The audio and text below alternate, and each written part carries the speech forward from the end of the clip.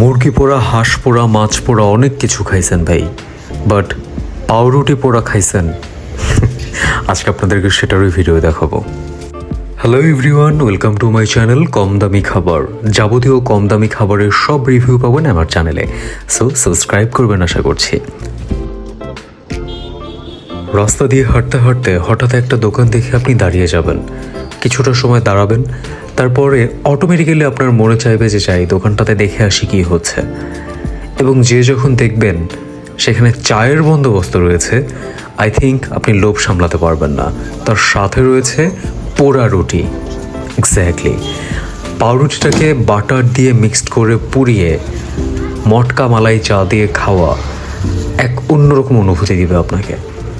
Just একটা ভ্যানের ওপরে সে ডেকোরেশন করে নিয়েছে তার দোকানটি, এত সুন্দর করে ডেকোরেশন করেছে বলার বাইরে। সো আজকে সিগনেচার পোড়া রুটি এবং চাটা খেতে আসলাম। এখানে পোড়া রুটি এবং চায়ের মূল্য মাত্র 50 টাকা। রুটিটা বের করে তার উপরে সে বাটার এবং তিল সব কিছু মিক্সড করে এত সুন্দর করে পুড়িয়ে দেয়, মানে অসাধারণ স্বাদ খেতে। সো দেখতে থাকুন ভিডিও।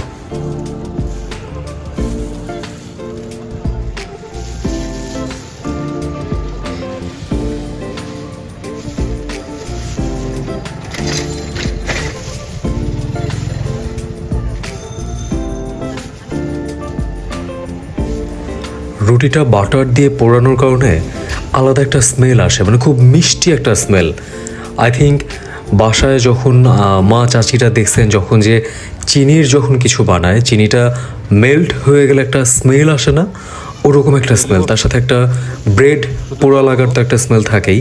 সো ব্রেড এবং চিনিটা একসঙ্গে পুড়ে এত সুন্দর একটা স্মেল হয়, লোভ সামলানো দেয় ভাই। এবং কালারটা দেখেন, মানে চিনিটা গলে বাটারের সাথে চকচক করতেছে ভাই, মানে দেখেই খেতে ইচ্ছা হচ্ছে না, তো মুচমুচা হয়েছে, অসাধারণ স্বাদ।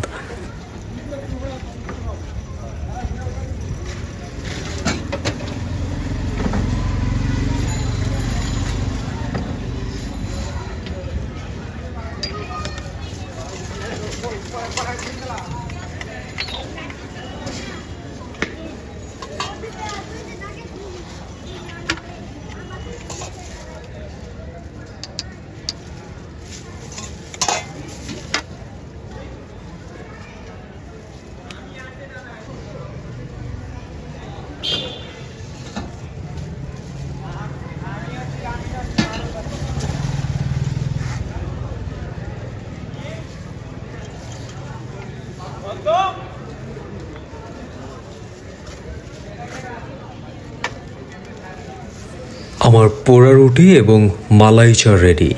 সন্ধ্যার নাস্তায় এর চেয়ে স্বাদের খাবার কিচ্ছু হতে পারে না। আর এটার জন্য চলে আসতে হবে নিকুঞ্জ 2-এ 7 নম্বর রোডের শেষে। 7 নম্বর রোড দিয়ে আসলেই এই বিল্ডিংটা দেখবেন, বিল্ডিংয়ের ঠিক নিচে পোড়া রুটি মালাই চা।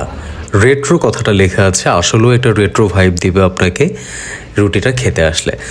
সো যারা খেয়েছেন তারা যদি এই ভিডিও দেখেন অবশ্যই জানাবেন কেমন লাগলো, যারা খাননি তারা অবশ্যই চলে আসবেন।